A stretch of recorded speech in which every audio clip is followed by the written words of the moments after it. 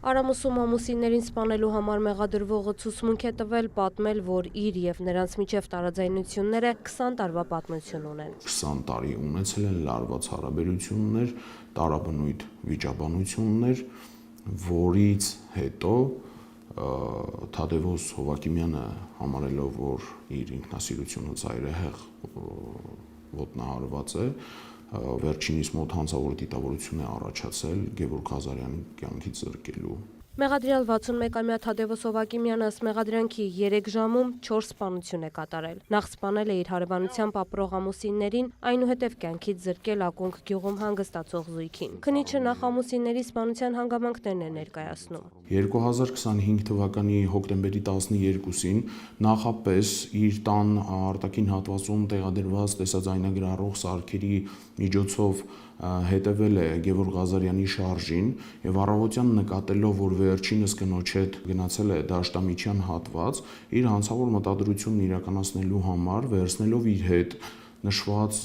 որսորդական հրացանը դուրս է եկել տանից եւ իրեն պատկանող Ford Magnus-ի ավտոմեքենայով դաշտի հակառակ կողմից, որպեսզի աննկատ լինի Գևորգ Ղազարյանի եւ վերջինիս կնոջ համար, մոտեցել է վերջիններիս եւ իրեն պատկանող նշված որսորդական ողորկափող հրացանից արձակել է կրակոցներ։ Կրակոցների հետևանքով ամուսինները սպանվել են։ Քննիչը հերքում է այն տեղեկությունը, որ ամուսիններին նաև եղանի հարվածներ են հասցվել։ Քրեական վարույթի նախաքննության ընթացքում անհապաղ նշանակվել են դիակի դատաբժշկական փորձաքննություններ, որոնց եզրակացությունները դեռևս չեն ստացվել, բայց եւ այնպես դեպքի վայրիզնության ընթացքում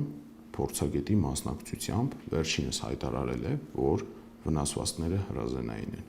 Ընդ որում, ըստ մեղադրանքի Թադևոս Հովակիմյանը ամուսինների ուղղությամբ կրակոցներ է արձակել հեռվից, ըստ նրա ցուցմունքի մեկ այլ անձին պատկանող հողամասի տարածքից։ Այնուհետև մոտեցել է եւս կրակել է Գևորգ Ղազարյանի ուղղությամբ մոտիկից եւ դիմել է փախուստի։ Մեղադրյալը իրեն պատկանող մեքենայով փախուստի է դիմել դեպի Ակունք գյուղ եւ չնկատվելու համար հանել է համարանիշներն ու մեքենան թաքցրել դաշտամիջյան հատվածում։ Շուրջ 3 կիլոմետր հեռավորության վրա նկատել է, որ կանգնած է ավտոմեքենա եւ նշված ավտոմեքենան ավազակային հարձակմամբ հափշտակելու դիտավորությամբ քայլելով մոտեցել է ավտոմեքենային, նախապես իր Ford Magnus-ի ավտոմեքենայից վերցնելով իր որսորդական հրացանը եւ դրա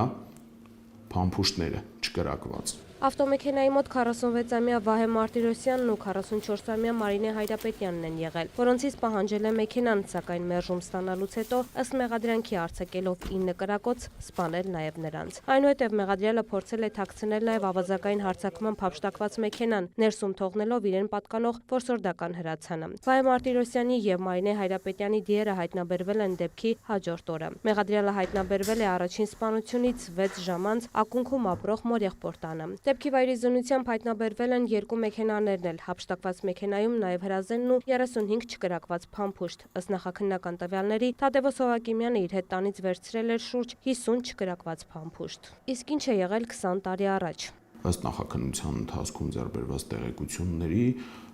Թադևոս Հովակիմյանին ծեծի են ենթարկել ալկոհոլի ազդեցության տակ մեկ այլ անձի տուն գնալու պատճառով, որոնց մեջ եղել է նաև սպանված Գևորգ Ղազարյանը։ Ծեծից հետո շուրջ 10 օր անկողնային վիճակում պառկել է իրենց տանը, բայց եւ ոստիկանություն չի հայտնվել։ Դրանից հետո արդեն Թադևոս Հովակիմյանի եւ Գևորգ Ղազարյանի միջև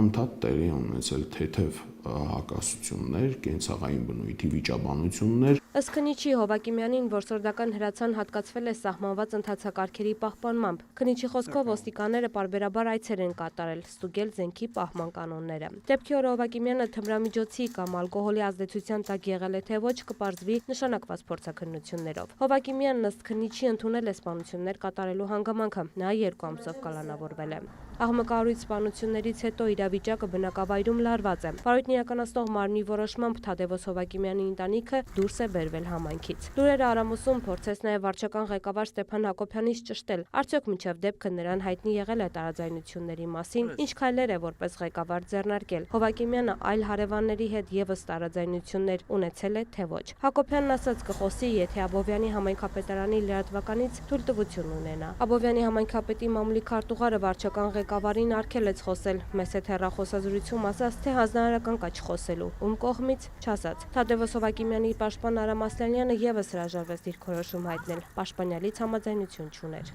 Տաթև Խաչատրյան, Արման Թովմասյան, լուրեր։